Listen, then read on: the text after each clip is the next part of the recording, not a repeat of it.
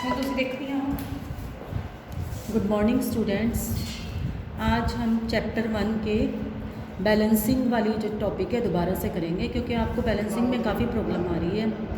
तो हम स्टार्ट कर रहे हैं क्वेश्चन 6 से। Balance the following chemical equation. इसमें है HNO3 plus CaOH twice gives CaNO3 twice plus H2O। हाँ जी, तो मैं एक दोबारा से आपको समझा रही हूँ equation. HNO3 plus CaOH twice gives CaNO3 twice plus H2O। तो मैंने आपको जैसे स्टार्टिंग में ही समझाया था कि हमने क्या करना है, हमने कोई भी एटम्स हैं लेफ़्ट साइड के और राइट साइड्स के, उनको काउंट करना है। तो हम काउंट कर रहे हैं। सबसे पहले हाइड्रोजन कितने हैं। हाइड्रोजन लेफ़्ट साइड पर हैं 1 और 2, ये हो गए हाइड्रोजन, हो गए 3। और नाइट्रोजन कितने हैं, नाइट्रोजन है 1। इसी तरह ऑक्सीजन कितने हैं लेफ़्ट साइड पर 3, प्लस जो ब्रैकेट के बाहर होता है वो उससे मल्टीप्लाई करते हैं, ये हो गए ऑक्सीजन के हमारे 3 + 2 5। ठीक है।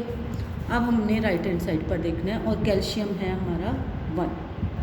अब हम राइट हैंड साइड पर देख रहे हैं CaNO3 ट्वाइस। कैल्शियम कितना है 1, नाइट्रोजन 2,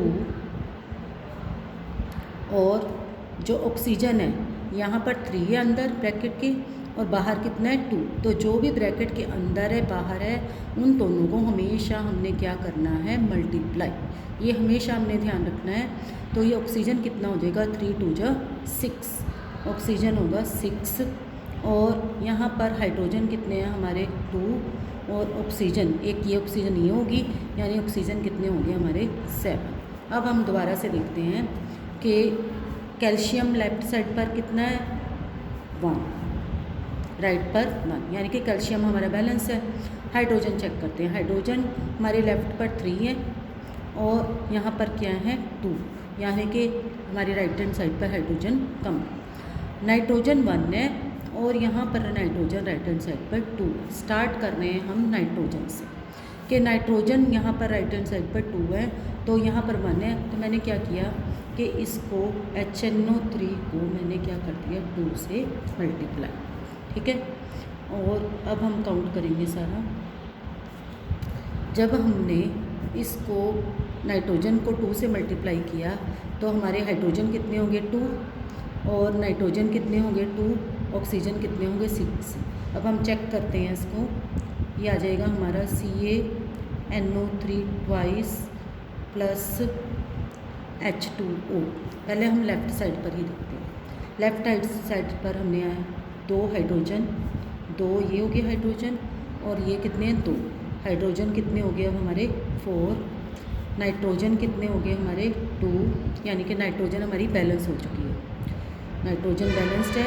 कैल्शियम 1 है, ये भी बैलेंस होगी। और ऑक्सीजन चेक करो। अब ऑक्सीजन कितने हैं 3 × 2 = 6, प्लस ये कितने हो गए हमारे 2, 8। 6 + 2 8। हाँ जी बेटा, दोबारा चेक करो। अब हाइड्रोजन 2 ये हो गए, 2 ये 4। नाइट्रोजन कितने हुए हमारे 2, ऑक्सीजन 3 × 2 = 6, प्लस ये कितने हो गए 2, 8। ये हो गया हमारा लेफ़्ट हैंड साइड। अब हमने राइट हैंड साइड पर देखना है। कैल्शियम कितना हो गया 1, नाइट्रोजन कितने हो गए 2, ये भी बैलेंस हो गया हमारा, नाइट्रोजन भी बैलेंस हो गया, कैल्शियम भी बैलेंस हो गया। ठीक है बेटा, क्योंकि ये लेफ़्ट पर था, ये सेम। अब हमारी बात आ रही है ऑक्सीजन। ऑक्सीजन हमारे यहाँ पर 3 × 2 = 6 और 1। ऑक्सीजन कितने हैं 1। अब ऑक्सीजन यहाँ पर कितने हो गए 7। ऑक्सीजन 7 है, ऑक्सीजन 7 है। तो यहाँ पर हमारे ऑक्सीजन कितने हैं 8। तो हमने क्या करना है, इसको भी 8 बनाना है। इसको 8 बनाने के लिए मैंने यहाँ क्या कर दिया 2 से मल्टीप्लाई कर दिया। ठीक है बेटा। अब 2 से मल्टीप्लाई किया तो ऑक्सीजन 3 × 2 = 6 प्लस 2 कितने हो गए 8। ये आपको समझ आ गई। अब दोबारा से चेक करो कि हमने स्टार्ट कहाँ से करना है, कि चाहे लेफ़्ट हैंड साइड है चाहे राइट हैंड साइड है, जहाँ पर कोई भी एटम जो है, नंबर ऑफ़ एटम जो कम है, जैसे यहाँ पर नाइट्रोजन कम था उससे स्टार्ट करना है, उससे आगे से मल्टीप्लाई करना है। और एक बैलेंसिंग में हमने ये ध्यान रखना है बेटे कि हमने कोई भी फार्मूला उसका चेंज नहीं करना। मतलब जैसे अगर यहाँ पर 3 है तो 3 रहना, इसको चेंज नहीं करना है। और उसके आगे हम कुछ भी लगा सकते हैं, आगे जो भी वर्ड लगाएंगे, जो भी डिजिट डालेंगे, वो सभी से मल्टीप्लाई होगा। नेक्स्ट इक्वेशन बेटे ये हमारी चेक करो, NaOH यानी कि sodium hydroxide plus H2SO4 gives Na2SO4 plus H2O। तो NaOH क्या है, सोडियम के 1 एटम है, तो यहाँ पर हम NaOH आ गया, क्योंकि यहाँ पर राइट हैंड साइड पर कितने हैं 2, इसलिए 2 से मल्टीप्लाई कर दिया। और इसी तरह ये हमारी इसकी बैलेंसिंग होगी, H2SO4 सोडियम के 2 हो गए, इधर भी सोडियम 2 है, सल्फ़र का यहाँ पर 1 है, ये भी 1 है। और ऑक्सीजन के चेक करो 4 और कितने हो गए हमारे 2, 6, यहाँ कितने हैं 4 + 2 6। इसी तरह हाइड्रोजन कितने 2 × 2 = 4 और हाइड्रोजन 2 यहाँ पर है और 2 इधर है, यानी कि 4। नेक्स्ट इक्वेशन है NaCl + AgNO3 gives AgCl + NaNO3। NaCl, हाँ जी, अब चेक करो NaCl, Na सोडियम का 1 है, यहाँ पर भी क्या है 1, क्लोराइड का 1 है, यहाँ भी क्या है 1, सिल्वर का, सिल्वर नाइट्रेट AgNO3 कहते हैं हम, Ag सिल्वर का यहाँ 1 है, यहाँ भी 1 है। इसी तरह नाइट्रेट का 1 है तो 1 है। ये क्या है हमारी बैलेंस्ड इक्वेशन है, sodium chloride plus silver nitrate gives silver chloride plus sodium nitrate. Next equation है BaCl2 + H2SO4 gives BaSO4 + HCl। अब हम ये चेक करेंगे, बेरियम का 1 है, यहाँ भी 1 है, बैलेंस्ड है। क्लोरीन के यहाँ 2 है और यहाँ पर 1 है, इसलिए क्लोरीन देखना है हमने। क्लोरीन को बैलेंस करने के लिए मैंने इसके आगे 2 लगा दिया, ठीक है।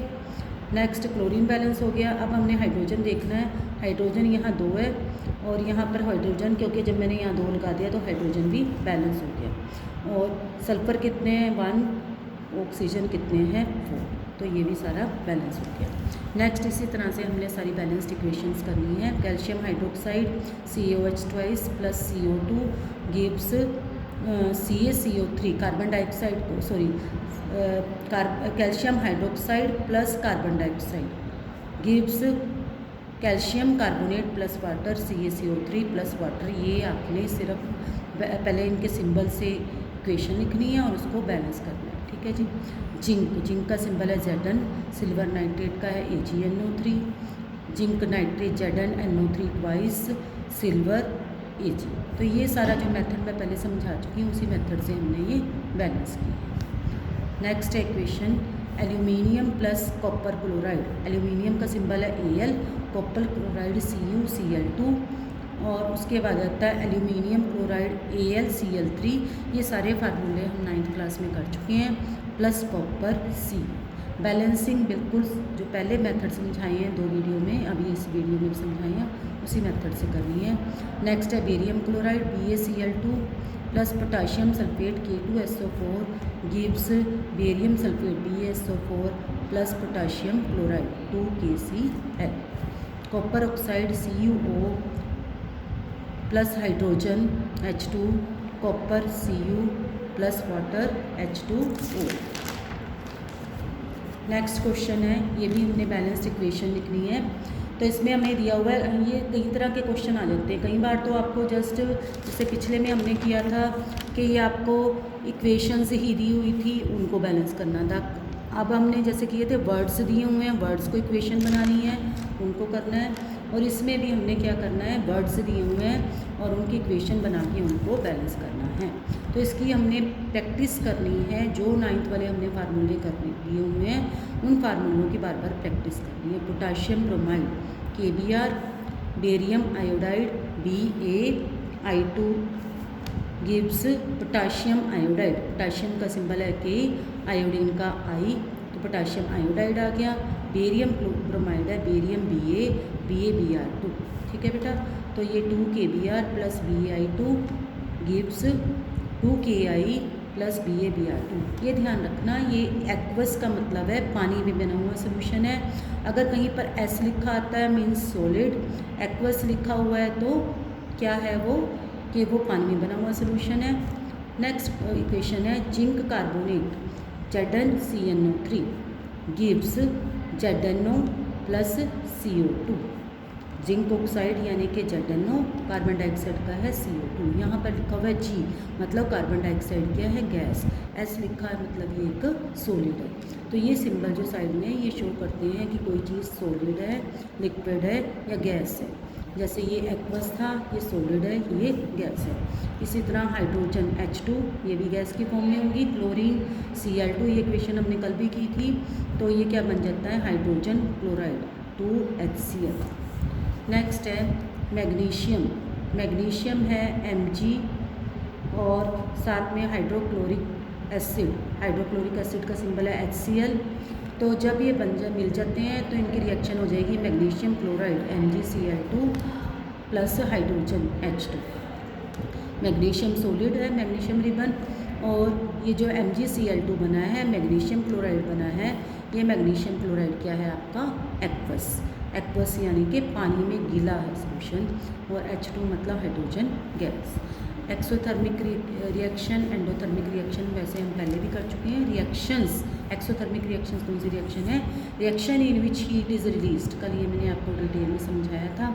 एक्सोथर्मिक रिएक्शन, इसी तरह से आपको एंडोथर्मिक रिएक्शंस है, reactions in which heat is absorbed. तो इनकी हम एक एक एग्जांपल कर लेंगे।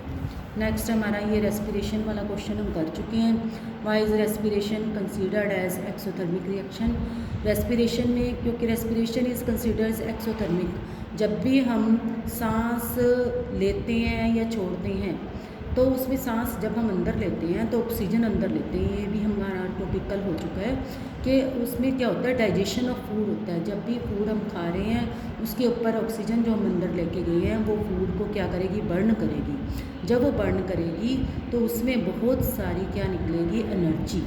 तो ये जैसे ये हमारा फूड है, जिसे हम ग्लूकोज है, जो हमने फूड खाया, उसके ऊपर जो हमने ऑक्सीजन ली थी वो ऑक्सीजन उसको बर्न करेगी। बर्न करने के बाद क्या बनेगी, कार्बन डाइऑक्साइड, साथ में पानी, और इतनी सारी हमारी ये एनर्जी मिलेगी।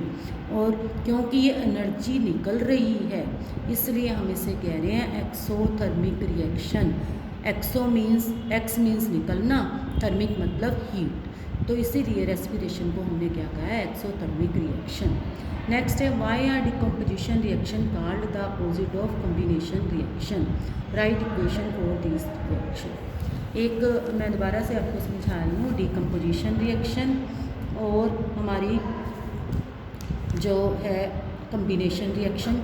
ये वैसे तो हम एक बार कर चुके हैं। डिकम्पोजिशन रिएक्शन क्या होती है, जब भी कोई एक रिएक्टेंट, जैसे कि मान लो कैल्शियम कार्बोनेट है, एक रिएक्टेंट जब एक या एक से ज़्यादा दो प्रोडक्ट में टूटता है तो उसे हम क्या कहते हैं, डीकम्पोजिशन। डीकम्पोजिशन का साइंस में वर्ड याद रखना, टूटना, ठीक है। और कम्बिनेशन रिएक्शन क्या होती है, कम्बिनेशन का मतलब कंबाइन, जैसे आपका कंबाइन करना, कम्बिनेशन।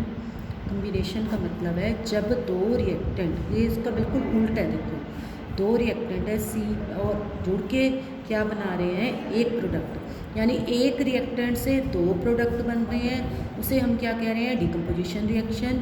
और कम्बिनेशन का क्या मतलब है कि जब दो रिएक्टेंट मिलकर एक प्रोडक्ट बना रहे हैं, that is called combination reaction. तो इस सभी हमें क्लियर हो गया कि एक चीज़ से टूट के दो बन रही हैं, दैट इज़ डिकम्पोजिशन, और दो चीज़ें मिलके एक प्रोडक्ट बन रहा है, दैट इज़ कम्बिनेशन रिएक्शन। इसीलिए मैंने डिकम्पोजिशन रिएक्शन में बताया single reactant breaks down into single product, एक या एक से ज़्यादा प्रोडक्ट में होगा। कम्बिनेशन रिएक्शन में सिंगल प्रोडक्ट इज फॉर्म, मतलब जो कंबाइन करके दो बनते हैं, एक बनता है, दो से कंबाइन करके एक बन गया कम्बिनेशन, और एक टूट के जो दो में वो हो गया divide, that is called decomposition reaction. अगले जो क्वेश्चन है हमारा, write one equation each for decomposition reaction where energy supplied in the form of heat, light and electricity. अभी हमने जो किया है डिकम्पोजिशन रिएक्शन, जैसे मैंने आपको एग्जांपल बताई थी कैल्शियम कार्बोनेट की, उनकी अलग अलग हमने बतानी है। डिकम्पोजिशन रिएक्शन की हमने क्या देनी है, डिकम्पोजिशन रिएक्शन की ही आपने एग्जांपल्स देनी है, अलग अलग एग्जांपल देनी है, जिसमें हीट भी सप्लाई हो रही है और लाइट सप्लाई हो रही है, इलेक्ट्रिसिटी। सबसे पहले हम यही जो एग्जांपल अभी मैंने बताया आपको, CaCO3, CaCO3 CaO plus CO2, जो अभी एग्जांपल समझाया था मैंने आपको डिकम्पोजिशन रिएक्शन का, कैल्शियम कार्बोनेट। और ये जो मैंने सिंबल बनाया है इस ट्राइंगल को, इसका मतलब होता है हीट। ठीक है, जब हम कैल्शियम कार्बोनेट को गर्म कर रहे हैं तो ये कैल्शियम ऑक्साइड और कार्बन डाइऑक्साइड में टूट रहा है। ठीक है, ये होगी इसकी हीट की एग्जांपल। और ये जो कल भी मैंने आपको बताया था यहाँ पर CaO, इसको हम क्या कहते हैं, क्विक लाइन। ये वर्ड्स जरूर याद रखना, इसे हम कहते हैं क्विक लाइन। नेक्स्ट इक्वेशन है हमारी कि डिकम्पोजिशन ही बतानी है, डिकम्पोजिशन जिसमें कि सनलाइट की जब पड़ रही है और उससे कुछ चीज़ जुड़ रही है। AgCl क्या होता है, सिल्वर क्लोराइड। सिल्वर क्लोराइड के ऊपर जब सनलाइट पड़ रही है तो सनलाइट पड़ने से क्या होगा, ये सिल्वर और किस में चेंज हो रहा है, क्लोरीन गैस निकल रही है। तो ये भी एक रिएक्टेंट, जैसे कैल्शियम कार्बोनेट था, एक ही रिएक्टेंट जब दो में टूट रहा है तो ये किसकी एग्जांपल है, हमारी डिकम्पोजिशन की। तो ये पर्टिकुलर है कि जो सिल्वर क्लोराइड की डिकम्पोजिशन होगी वो सनलाइट की उसमें होगी। कैल्शियम कार्बोनेट की जब डिकम्पोजिशन होगी तो इसको हम हीट करेंगे। ट्रायंगल का मतलब होता है हीट करना। और इसी तरह थर्ड एग्जांपल है हमारी वाटर। जब वाटर में से इलेक्ट्रिसिटी पास करते हैं, इलेक्ट्रोलाइसिस करते हैं इसको हम, जब पानी में से हम बिजली पास करेंगे तो ये हाइड्रोजन और किस में कन्वर्ट हो रहा है, ऑक्सीजन। ठीक है जी, हाइड्रोजन में हाइड्रोजन गैस निकल रही है और ऑक्सीजन गैस, दोनों जी है, जी मतलब गैसेस निकल रही हैं। तो ये भी इसकी स्प्लिटिंग हो रही, टूट रही है। ये सारी किसकी एग्जांपल है हमारी, ये एग्जांपल्स है हमारी डिकम्पोजिशन की। नेक्स्ट क्वेश्चन है हमारा, what is difference between displacement and double displacement reaction, write equation for these reactions. Displacement reaction कौन सी होती है, when more reactive element displaces another less active element from its aqueous solution of compound. हाँ जी, ये हमने chapter की reading में भी किया था कि जब, जैसे मैं एग्जांपल ले रही हूँ, zinc plus copper sulphate. Copper sulphate के सोल्यूशन में जब मैंने जिंक ऐड कर दिया, ये इसके एग्जांपल से समझो आप कि कॉपर सल्फेट के सोल्यूशन में मैंने जिंक को ऐड कर दिया। ठीक है, तो ये जो जिंक है ये कॉपर से ज़्यादा क्या है, एक्टिव है। तो जब मैंने इसको इसमें ऐड कर दिया तो क्या बन जाएगा, जिंक सल्फेट और कॉपर जो है अलग निकल जाएगा। तो more active element take place of less active element, that is called displacement reaction. ज़्यादा active element less active element की जगह ले लेता है। तो यहाँ कॉपर सल्फेट की जगह, कॉपर की जगह क्या आ गया, जिंक, और कॉपर अलग हो गया। तो इसे हम कहते हैं डिस्प्लेसमेंट। एक एलिमेंट ने दूसरे एलिमेंट की जगह ले ली। अब है डबल डिस्प्लेसमेंट। डबल डिस्प्लेसमेंट क्या होती है कि ऐसी reaction, such reactions in which there is an exchange of ions between the aqueous solution of two reactants. कई बार ऐसा होता है कि दो एक्वस सोल्यूशन डाल दिया, एक्वस मतलब पानी में बने, मान लो कि AgNO3 क्या था, सिल्वर नाइट्रेट में जब हमने सोडियम क्लोराइड मैंने आपको समझाया था किससे कहते हैं, नमक को कहते हैं, साल्ट जो कॉमन साल्ट है। जब सिल्वर नाइट्रेट में सोडियम क्लोराइड को ऐड किया जाता है तो ये दोनों एक्वस सोल्यूशन है, तो इनके आयंस एक्सचेंज कर जाते हैं। तो Ag के साथ तो क्या लग जाएगा, क्लोराइड, यानी कि सिल्वर क्लोराइड बन गया, और सोडियम के साथ क्या बन जाएगा, नाइट्रेट। तो ये बन जाएगा सोडियम नाइट्रेट, यानी कि इसने इसकी जगह ले ली और सोडियम के साथ क्या ऐड हो गया, नाइट्रेट। ये होगी डबल डिस्प्लेसमेंट, यानी कि there is a exchange of ions between the two solutions of reactants. Next हमारा क्वेश्चन है, in the refining of silver the recovery of silver from silver nitrate solution. ये सिर्फ आपने रिएक्शन लिखनी है कि सिल्वर नाइट्रेट सोल्यूशन में जब हमने रिफाइन इसको कर रहे हैं, कॉपर ऐड कर रहे हैं, तो इसमें क्या होगी, कौन सी रिएक्शन होगी, डिस्प्लेसमेंट रिएक्शन होगी। तो सिल्वर नाइट्रेट के अंदर जब मैंने कॉपर ऐड कर दिया तो क्या बन गया, कॉपर नाइट्रेट प्लस सिल्वर। हाँ जी, नेक्स्ट बहुत इंपॉर्टेंट टॉपिक है आपका what do you mean by precipitation reaction, explain by giving example. तो प्रेसिपिटेशन रिएक्शन कौन सी होती है? A substance which is insoluble is formed in the chemical reaction. कई एक बार ऐसी रिएक्शन होती है जैसे मान लो सोडियम सल्फेट, और सोडियम सल्फेट में हम क्या डालते हैं, बेरियम क्लोराइड सॉल्यूशन डालते हैं। दोनों सॉल्यूशंस को जब हमने ऐड कर दिया, सोडियम सल्फेट में जब बेरियम क्लोराइड को मैंने ऐड कर दिया तो एक ऐसा सब्सटेंस बनेगा, बेरियम सल्फेट बनेगा जो कि सोलुबल नहीं होगा, जो कि नीचे बैठ जाएगा।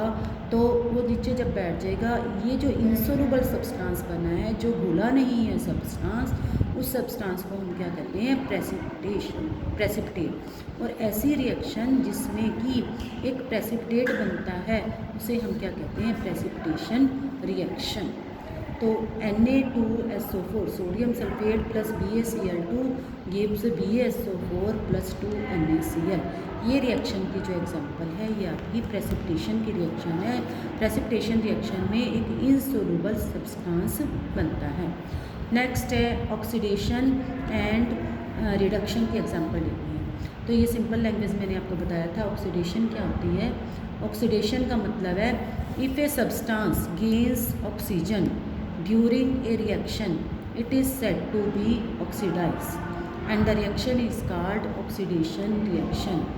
अगर किसी भी सब्सटेंस में हम ऑक्सीजन ऐड कर दें, जैसे कॉपर है और इसमें मैंने ऑक्सीजन ऐड कर दी, तो ये क्या बन गया आपका, ये जो बन गया ये क्या बना आपका,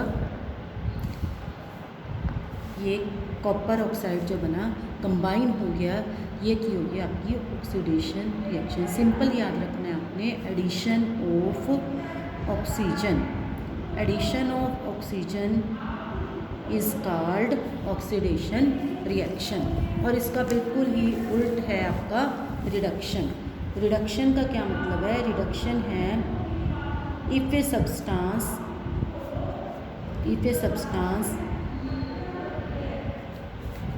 loses oxygen and addition of hydrogen. किसी सब्सटेंस में अगर हम हाइड्रोजन ऐड करते हैं, ऑक्सीजन लूज होती है, that is called reduction reaction. ठीक है जी। जैसे कि CuO प्लस H2, तो Cu प्लस H2O, जैसे कि यहाँ पर ऑक्सीजन साथ में थी, अब यहाँ पे क्या हो गया, ऑक्सीजन नहीं रही, इसका मतलब इसकी क्या हो गई, रिडक्शन। और यहाँ पे देखो सिंपल, हम एक रिएक्शन में ही दोनों ऑक्सीडेशन रिडक्शन बता सकते हैं। यहाँ पर हाइड्रोजन के पास ऑक्सीजन नहीं है, यहाँ पर ऐड होगी, यानी कि हाइड्रोजन की क्या होगी, ऑक्सीडेशन। कॉपर के साथ ऑक्सीजन थी, यहाँ पे ऑक्सीजन नहीं रही, इसलिए कॉपर की क्या हो गई, रिडक्शन। हाँ जी।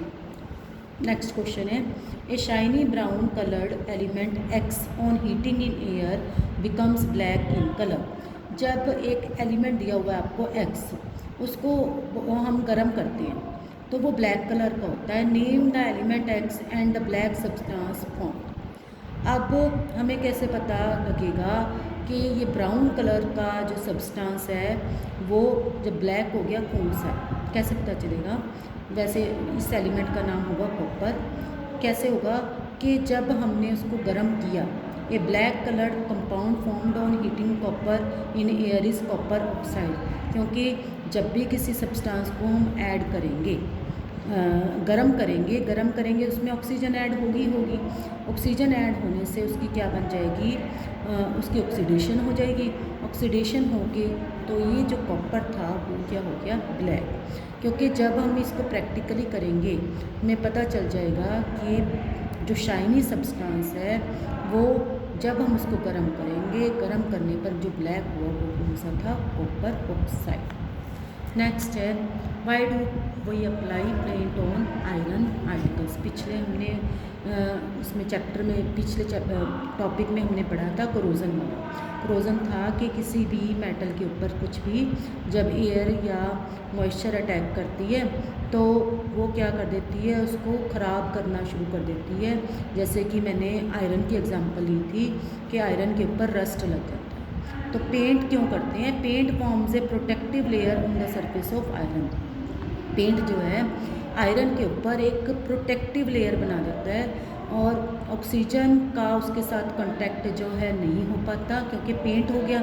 पेंट होने से ऑक्सीजन का कांटेक्ट नहीं होगा और इसलिए जो आयरन का सरफेस है वो प्रोटेक्टेड हो जाएगा। प्रोटेक्ट होने से उसको जल्दी से जर जो है नहीं लगेगा, इसलिए हम आयरन के ऊपर हमेशा क्या करते हैं, पेंट करते हैं, ताकि उसके अंदर रस्ट ना लगे, उसके ऊपर जर ना लगे।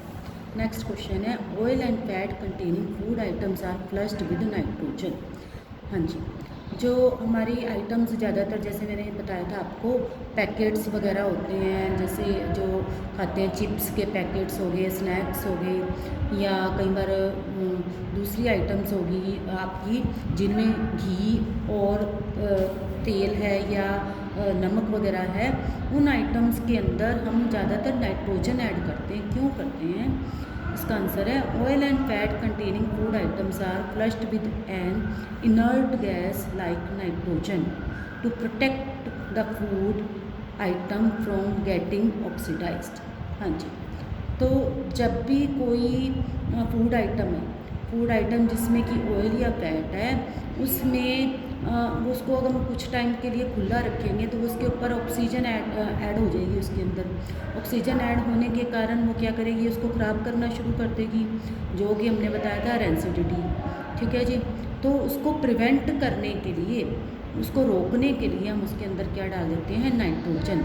Nitrogen is a inert gas. Inert का मतलब होता है इनएक्टिव गैस। ठीक है जी, तो जब इसमें हम ये नाइट्रोजन गैस ऐड कर देंगे तो उनमें स्मेल नहीं आएगी, वो रेंसिड नहीं होंगे, इसलिए हम उसमें नाइट्रोजन गैस ऐड करते हैं। और इसका जो लास्ट इसका क्वेश्चन है, explain the following terms with example. Corrosion. Corrosion होता है the process of slowly eating off metals due to conversion into, ये है कोरोजन का मतलब है, कोरोजन है process of slowly eating off metal oxide due to its reaction with acid, air और water. हाँ जी, जैसे पहले ही बता चुकी हूँ मैं आपको कि जैसे एग्जांपल ली थी मैंने आयरन की या सिल्वर, चांदी, जो सिल्वर के हम ऑर्नामेंट्स डालते हैं, और एक मैंने एग्जांपल ली थी कॉपर की। ये जो मेटल्स हैं, इन मेटल्स के ऊपर जब ये एयर के कांटेक्ट में आते हैं या वाटर के कांटेक्ट में आते हैं तो क्या होता है, वो मेटल जो है जल्दी से खुरना शुरू कर देती है। मान लो एग्जांपल ले रहे हैं हम आयरन की। आयरन के ऊपर जब एयर के कांटेक्ट में आएगी या इसके ऊपर थोड़ी सी नमी आ जाती है तो क्या होगा, ये इसके ऊपर जर लगना शुरू हो जाता है। इस जर को हम क्या कह देते हैं, रस्ट। ठीक है, और इस प्रोसेस को कोरोजन वर्ड जो है सभी के लिए आ जाता है। मतलब कोरोजन वर्ड हम आयरन के लिए भी ले सकते हैं, कोरोजन वर्ड हम कॉपर के लिए भी लेते हैं। जैसे कॉपर के बर्तनों में हम पानी रखते हैं तो अगर वो कुछ टाइम के बाद रखेंगे, देखेंगे वो ग्रीन कलर का हो जाता है। जब हम उसमें वाटर ऐड हो गया तो वो ग्रीन कलर का हो गया, तो ये भी एक कोरोजन की एग्जांपल है। या हम चांदी के जैसे ये गहने डालते हैं, तो जैसे अपनी रिंग वगैरह या कुछ भी डालते हैं, तो वो जो सिल्वर के गहने जो हैं ऑर्नामेंट्स, ये क्या हो जाते हैं, कुछ टाइम के बाद ब्लैक हो जाते हैं, ब्लैक होने शुरू हो जाते हैं। ये भी क्यों हो जाते हैं, इनके ऊपर एयर वगैरह का, वाटर का वो हो जाता है, उससे ये करोड होना, खुरना शुरू हो जाते हैं और ये ब्लैक कलर की कोटिंग इनके अंदर आ जाती है। इसे हम क्या कहते हैं, कोरोजन। तो ये सारे एग्जाम्पल हमारे किसके हो गए, हमारे रस्टिंग के। नेक्स्ट है रेंसिडिटी। रेंसिडिटी क्या है, when food materials containing fat and oil are left for a long time therefore fat and oils are oxidized. हाँ जी, जैसे पिछले क्वेश्चन में अभी भी हमने किया था कि जिन फूड आइटम्स में फ़ैट और ऑयल बहुत ज़्यादा होती है जिसमें या जैसे नमकीन वगैरह होगी, हमारे स्नैक्स हो गए, चिप्स हो गए, इस तरह की आइटम्स में जिनमें कि बहुत ज़्यादा ऑयल वगैरह होता है या नमक वगैरह है, उनको कुछ टाइम के लिए हम खुला छोड़ देंगे तो क्या होगा, उनकी ऑक्सीडेशन हो जाएगी। ऑक्सीडेशन होने के कारण उनको हम वर्ड यूज़ कर देते हैं कि रेंसिड। रेंसिड का मतलब है कि उनमें से वो ख़राब होनी शुरू हो जाती हैं और उनमें से स्मेल आनी शुरू हो जाती है। स्मेल आने के साथ साथ उनका टेस्ट भी चेंज हो जाता है। तभी हम कहते हैं ना, जो ये चिप्स वगैरह के पैकेट हैं, नमकीन के पैकेट हैं, स्नैक्स हैं, कि इनको जैसे पैकेट खोलते हैं हम उनको जल्दी से खा लेना चाहिए, क्योंकि ज़्यादा टाइम के बाद ये ख़राब होनी शुरू हो जाती है। ठीक है, तो इसलिए इस रेंसिडिटी को दूर करने के लिए हम इनके अंदर क्या डालते हैं, हम इनके अंदर डालते हैं नाइट्रोजन गैस। नाइट्रोजन गैस जो है वो एक इनएक्टिव गैस है। नाइट्रोजन गैस होने से वो पैकेट्स फ्लफी इसलिए नज़र आते हैं क्योंकि एयर में नाइट्रोजन होती है, उसके अंदर एयर चलेगी nitrogen in the form of nitrogen, और वो जो नाइट्रोजन है उसकी रेंसिडिटी को रोकती है। रेंसिडिटी का मतलब है उसमें से उसकी ऑक्सीडेशन को रोकती है, ताकि फूड जो है ख़राब ना हो, उसमें से स्मेल ना हो। ठीक है बेटा, और इसका बिल्कुल ही लास्ट एक जो हमारा है वो है फार्मूला ऑफ रस्ट, ज़रूर आपने याद रखना है। That is Fe2O3 into XH2O, ये इसका फार्मूला है। तो ठीक है बेटे, तो कल मैंने आपको दिए थे एक्सरसाइज विदाउट एक्सरसाइज के क्वेश्चन, और कल के लिए आपको दे रही हूँ मैं एक्सरसाइज के फर्स्ट 8 क्वेश्चंस कह रही हूँ मैं, नोट MCQ वगैरह क्वेश्चंस कह रही हूँ। फर्स्ट 8 क्वेश्चंस जो है कल के नेक्स्ट लेक्चर में मैं आपसे पूछूँ। Thank you very much ji.